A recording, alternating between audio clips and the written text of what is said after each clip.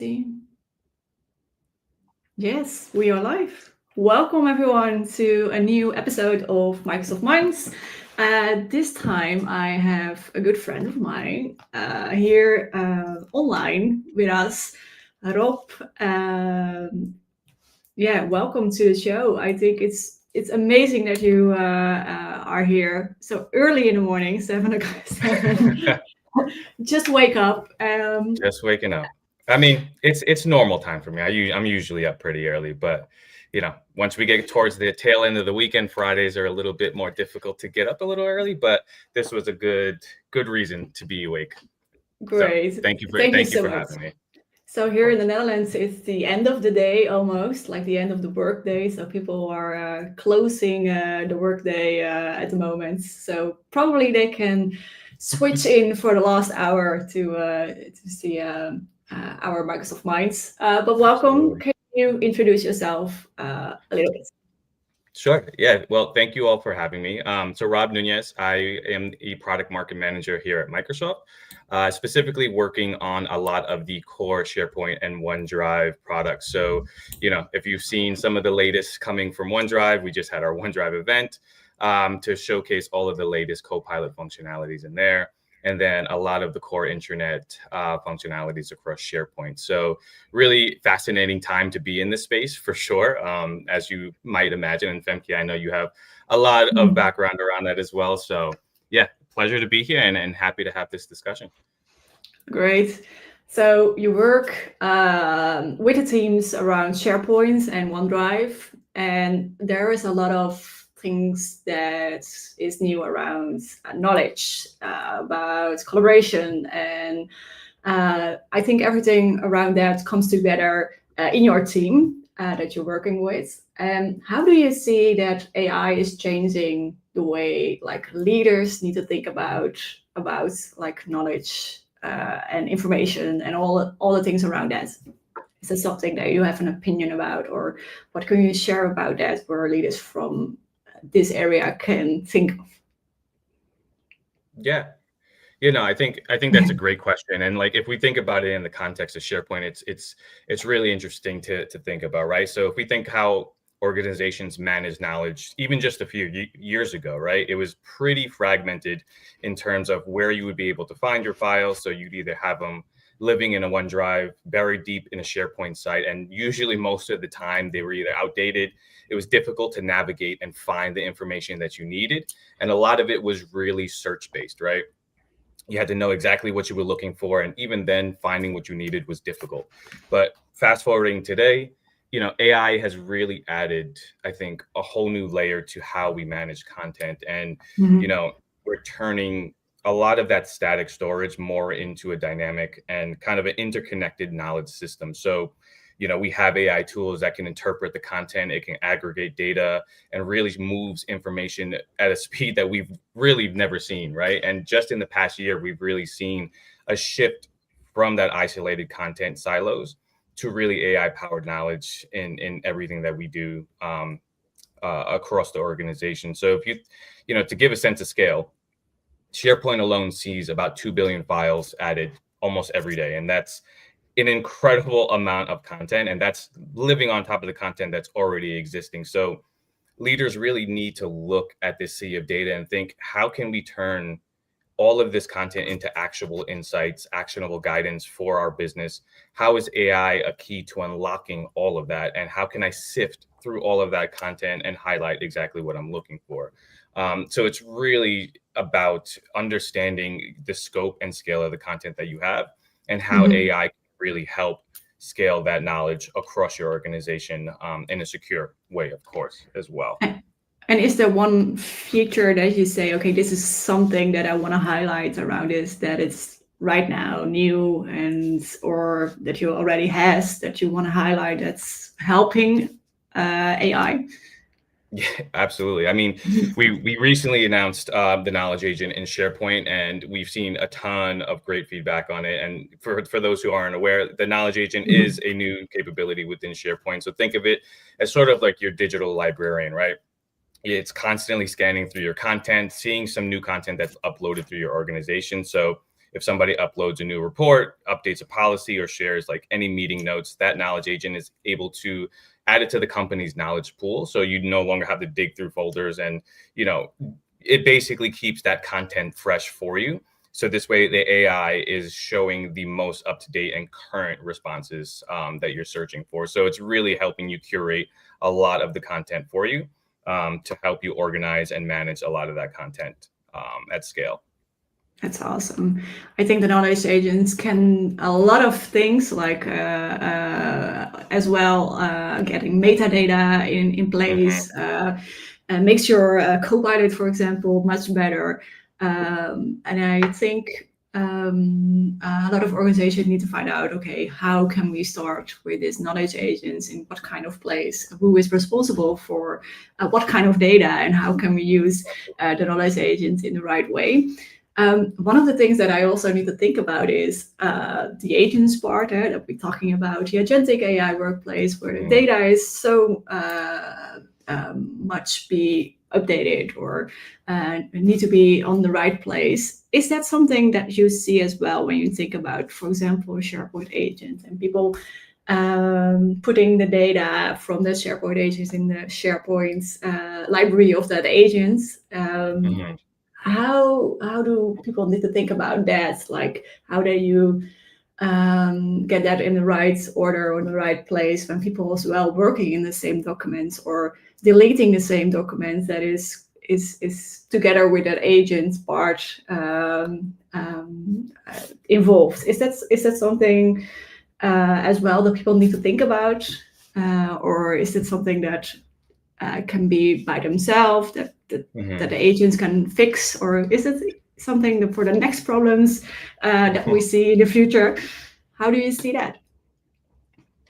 Yeah, so I think the question is like around like transparency of ownership, like what content is being surfaced across the agent as well, right? Like I think I think this kind of builds on a little bit of what we're discussing. And like when leaders think about introducing AI to an organization, I think transparency is not an option, right? It's essential for people to understand what data is being reasoned over, whether you're creating a custom agent or using it on a SharePoint site or whatever the case may be. But people need to trust the AI-driven insights. They need to know why the AI is suggesting specific things, and leaders should be able to encourage their teams to understand that context all up, right? And they need to also ask those questions of like, where is my data going? Who has access to these files? So governance is a super important aspect when adopting AI across the board, right? And when we think about it, we have information at our fingertips more accessible than I think we've ever had in the past. And what we're seeing is leaders really doubling down on the quality and clarity of the data. So they know their teams are going to rely on AI for these answers. So they need to make sure that that source of content is fresh, accurate across the organization. As I mentioned, transparency is huge, right? So I think it also depends on the guardrails that they implement across their business as well. Like just because the AI can technically reason over everything doesn't mean that it should. Yeah. So leaders really need to focus on the data and privacy and governance tools, right? So there needs to be ownership as well from leaders' part. Yeah. Interesting. Yeah. I have another question for you. SharePoint and OneDrive have always been connected people and the content. How do you lead innovation in tools that people rely on daily without overwhelming them with all the new changes that are there? I think we discussed it like when we were in Seattle. I was in Seattle. We discussed this as well. There are so many amazing things that we don't know yet, right? Or every day there will be new announcements in all the applications that are there from the Microsoft side. But how can leaders really keep ahead and understanding what it is? Absolutely, yeah. And this one is a great question because it's kind of personal to my day-to-day work, right? Working both in SharePoint and OneDrive. But I think the key to how we ensure that we are still innovating with AI, but still keeping the core foundation there is the balance, right? So on one hand, we really want to lead with an AI first mindset. We want to make SharePoint and OneDrive smarter. We want to make it more intuitive, and we really want to help people get things done and really shift through all of that knowledge and content that exists. But on the other hand, we need to also respect the familiarity of what users have built on these products over the years, right? So we can't just upend the interface and workflows that people already know and understand. So, what do? We introduce a lot of these innovations in layers. So it is a very user-centric way that we take. So for example, for OneDrive, we brought Copilot into the experience, but we didn't redesign the entire interface of OneDrive. We didn't hide the files button or added another layer on top of the files. Like we simply added a Copilot icon in the toolbar that you can naturally navigate to, select the files that you're used to, finding in your file explorer, and then leverage AI the way that you want to, whether you want to summarize them, whether you want to compare them. We want it to feel natural in the flow of work for all of our users, right? And the same story with SharePoint. Over the last few years, we rolled a ton of updates, ton of authoring capabilities, AI integration, SharePoint agents, knowledge agent, but we still give users the option to still toggle and customize their experience as they need. So power users can explore the features, start to implement them into their organization, and leaders can start to train and kind of nurture their team at a pace that works for them. So this way they can understand and see the value that comes from a lot of these new capabilities that come across. So people don't feel forced and don't feel fatigued from what seems like, weekly updates on a ton of new features that are coming out. So it's a lot about culture as well, right? It's a lot about understanding, what you are looking to get out of your AI usage and really nurturing your team on that as well. But that's probably as well a really good lesson, that it's culture, but it's as well never changing the way how we see it. It's updating every week, so there needs to be a change as well in a lot of organizations to understand what it's new and how they can rely on in their organization and learn what's new there. Yeah, absolutely. And the new icons. What is that about? The new things that we see from Teams and OneDrive, all kind of new icons are out. Is that something that you can explain as well? The new updated logos and all of that? Yes, yeah, that's what I mean. Yeah, so the main reasoning behind that is, and you might notice a little bit of the design elements there, is like a lot of the logos are kind of in parity with the Copilot logo, and it's really meant to show the unified experience across your M365 apps and how they align with Copilot as well. So, it's a logo refresh, and, I honestly love some of the looks for the new logos, especially Teams, SharePoint, and OneDrive, but it's more of a brand to align with a One Microsoft kind of approach on how we want to message our products, how we want our products to be understood. And there is a familiarity with the logos, and instantly recognizable in that sense as well. So yeah, it looks amazing, but we really need to rebrand so many things all over you as well, probably.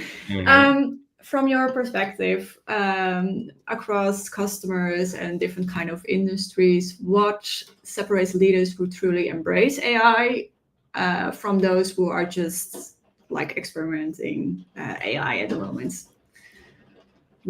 How do you see that difference? Do you see some customers or organizations who say, okay, this is how we do it, instead of organizations who are still struggling? And how do you see leaders doing that? Right. Yeah. So I think there's two sides of the coin here. So, we have leaders that are pretty much all in, right? They're fully invested on AI, and they're making it a central core part of their business. So they have strategies in place, they have onboarding in place, they have skilling in place to really make it an essential tool to their day-to-day work. And then we have those that are kind of just testing the waters, just to kind of see, hey, what can this actually do for my business? What can I get out of AI? And they're really just trying to wrap their head around, how it works and what, tools will be the most beneficial for them. And I think investment is another telltale sign. So I think the true full-on embracers of AI will put the real resources behind the adoption. So they're modernizing their data infrastructure so AI can actually use their data and surface reasonable insights. And they're really, as I mentioned, skilling people with AI expertise. So they're not just doing a small center team of excellence, they're training the entirety of their organization across the board. And then for those that I think are kind of just testing the waters, you might see a handful of folks or a small team that are just, trying licenses, whether it's a Copilot license or whatever AI tool that they're looking to leverage, and really just testing different functionalities and seeing how that might be possible to scale across the board. And as I mentioned earlier, I think the culture and the mindset is another huge piece to that as well. So for the leaders that I think are encouraging the experimentation, they celebrate wins even with minor mistakes that AI might make, right? So I think it's also about the transparency and understanding, hey, it's not perfect, but this is why there still is that human element in AI and why it's so important for us to understand that across the board. So, I think it's a mix of culture, it's a mix of confidence, and it's a mix of just understanding the tools that you have available for you and making sure that you get the most out of that as well. Awesome. When you're looking ahead and AI is part of like every document in your browser, it's everywhere. Copilot is everywhere in your file, in your workspace, on your phone. What is one piece of advice that you want to give to leaders when they want to build that culture that you already mentioned earlier? Ready for this, like you say, okay, skilling is something that is really important, but like it's coming all over everywhere. Do you have more advice that you can give to leaders to actually embrace that culture, the way of working, the change that we're seeing? Is there something that you want to add on besides skilling? Yeah, I think curiosity is another kind of factor that goes into that. And as we talked about, like AI is moving at lightning speed, right? We're seeing capabilities pop up almost every week. And I think organizations that really will thrive will be the ones where people are encouraged to explore, to ask questions, and really test out the capabilities all up. And leaders can really nurture this by providing time and space for folks to learn that. And I know it might seem difficult to do with, again, how fast things are happening, but it's really integral for people to really get familiar with all of the capabilities that are available to them and how that can really help scale their content, right? And, AI does have its limitations, right? We don't want to hype it as like the be all end all at the moment, right? There's a ton of things that need to be improved across the board, but it really is just a layer on top of content that really helps organizations really strive to achieve a lot of productivity across the board, right? So yeah, curiosity I think is going to be huge as a lot more AI features continue to populate and pop up. And it's really just giving feedback as well. I think that's another huge piece on how we can ensure that these AI tools are beneficial, are productive, is the feedback that we get from our users, and leaders need to be open about that as well. And actually, discuss that among their stakeholders to make sure that we are bringing the best and quality content to them as well. And Microsoft Ignite is almost coming. You cannot say anything, of course, what is all kind of things, but what will pop up there. But are you excited for that? For all the things that will be announced? Of course. Of course I'm excited. You cannot say not, but of course, no. We just want to see your face. No, but yes, Microsoft Ignite is right around the corner. But yeah, there's not much I can say now. But things that I can say, we will have a lot of content, of course, around M365 all up, but a lot of great news coming for SharePoint and OneDrive. We have quite a few sessions, and those sessions will be available on the Ignite website shortly. So stay tuned for that, and keep in touch with Femke. I'm sure for the folks that follow you often, I know there's a lot of content that will be shared across that. But yeah, we have a lot in store at Ignite, and we also have a planned event coming for SharePoint in early March. So stay tuned for that as well. There's going to be a lot of great things to come. So more in the SharePoint and OneDrive world very soon. So great. Thank you so much for your time and all the insights that you give us. And I would say go back to bed or go The day's or already work. started, Femke. The day's already started. Right after this, it's right to work. So Well, it's great. been great. Absolutely. But I'm Femke, thank excited. you so much for having me. It's always a pleasure to work with Same. you, and looking forward to hopefully seeing you at Ignite as well. So Of course. Okay. Thank you so much and see you all next thank you. time. Bye bye. Thank you all.